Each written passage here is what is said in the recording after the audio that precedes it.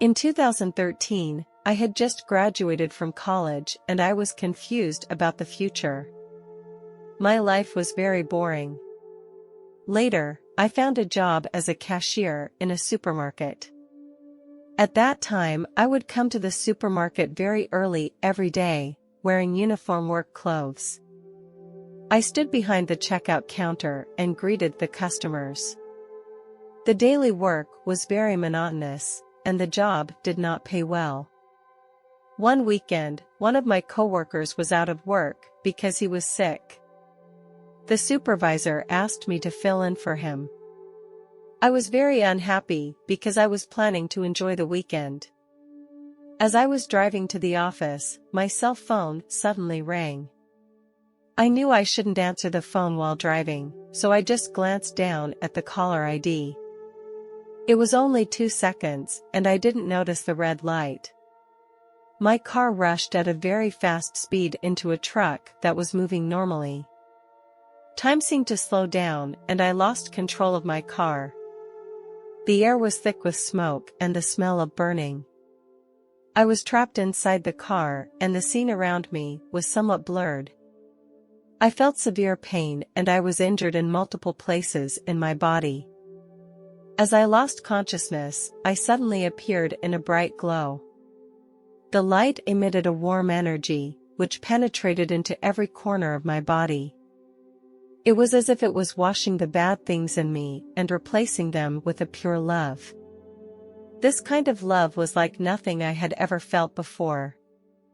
It surpassed any form of love on earth.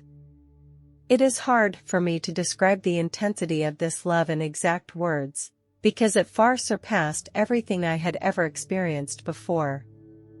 I had considered my parents' love to be the purest, but it became small even here.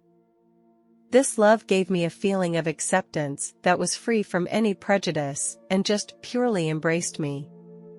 It had the power to make me feel at peace inside. In that light, I felt endless kindness and compassion.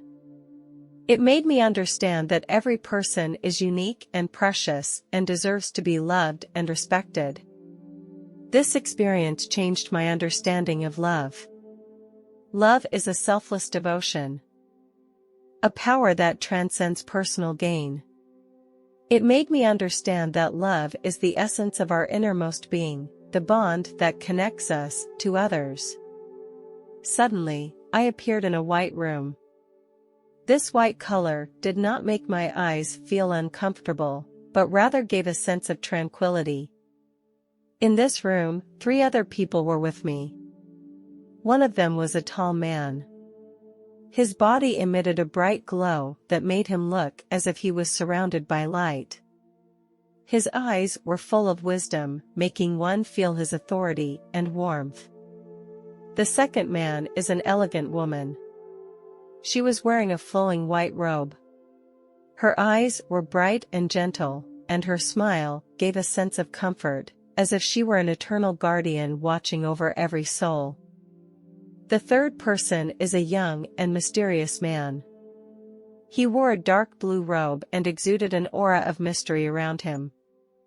All 3 of these people exuded a divine energy that made me feel calm. This white room became a sacred place, an existence beyond reality.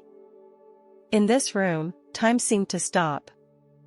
They emitted a dazzling light that made the whole room brighter. One of them spoke to me telepathically. His voice did not come from his mouth, but was communicated directly in my mind. He told me that I would see my past life.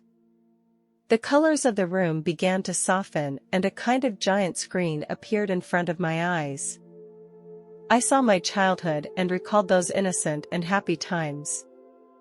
These images made me re-experience the emotions of the time. Sometimes I would laugh, sometimes I would shed tears. I understand that these are the precious moments in my life that have shaped who I am now. Each decision has had an impact on me and others. After it was over, one of the people asked me what I had learned from all of this. I expressed my opinion that I don't like to see my actions hurt others.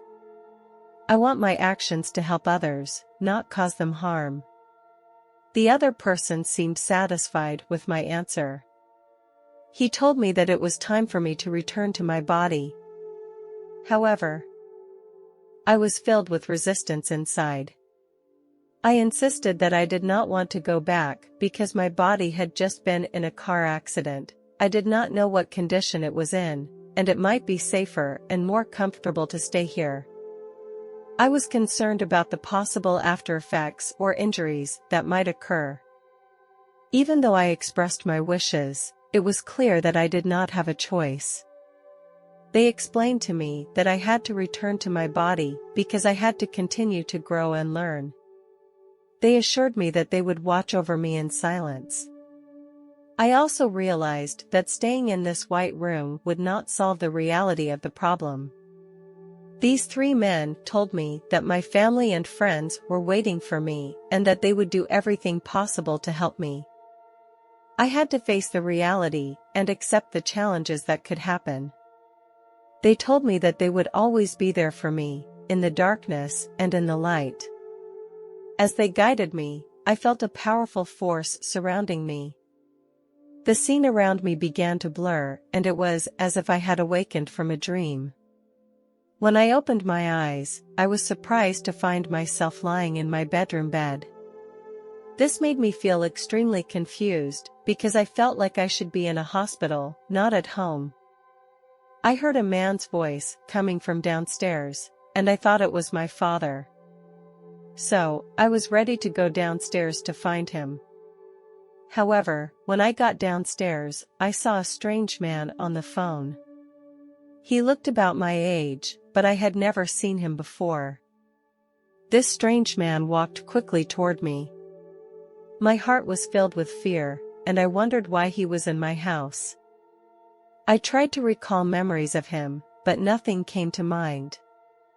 The strange man came closer and closer to me, and I felt very uneasy. So I warned him not to come near me, or I would call the police. However, this warning didn't stop him, and he grabbed me from behind. I started shouting, trying to get the attention of others. This man was confused by my reaction and asked me, "What's wrong with you? Are you crazy?"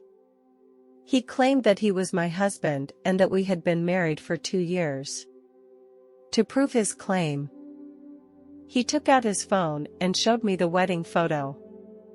I was very shocked when I saw the photo. I could not find any information about our marriage in my mind. This made me even more confused and frustrated as to why I had no recollection of this man. At this man's insistence, I was taken to the hospital. During my first night in the hospital, while I was questioning my mental state, the man who had helped me review my life suddenly appeared beside me. His presence surprised me, and I couldn't help but ask him, "Is everything that happened here real?" He smiled and replied, "Yes, due to a mistake, you appeared in the wrong universe." He explained that there are many parallel universes in the world, each with another self. Sometimes, for some reason, a person will travel to the wrong universe. He went on to explain that everything I experienced was real, including the white room. "Now, let me take you back to where you belong." He assured me that I would go back to where I belonged, to my old life. The man reached out and gently touched my shoulder, and I felt a subtle energy pass into my body. Then, the scene around me began to blur, as if time and space were rebooting. When the scene became clear again, I found myself back at the place where the crash occurred. I saw parts of the vehicle scattered on the road, and ambulances and police officers were busy dealing with the scene. After a while, I once again felt severe pain. I couldn't be sure where I was until I heard the voice of a firefighter. He reassured me to hold on, that they would get me out of the situation as soon as possible. Firefighters were using cutters to cut metal. The sound of violent scraping filled my ears. I struggled to stay awake.